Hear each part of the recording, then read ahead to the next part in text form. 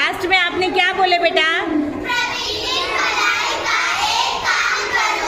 फिर से बोलो, क्या बोले लास्ट में? भलाई का एक काम आपको रोजाना करना है और अपने काम को आपको नोट डाउन भी करना है कि मैंने आज ये अच्छा काम किया। ठीक है, उसके कुछ नमूने आज हम लोग यहाँ पेश करने जा रहे हैं। चलिए 2 लाइन यहाँ डिवाइड हो जाएगी, 2 लाइन यहाँ हो जाओ डिवाइड। चलो 2, हाँ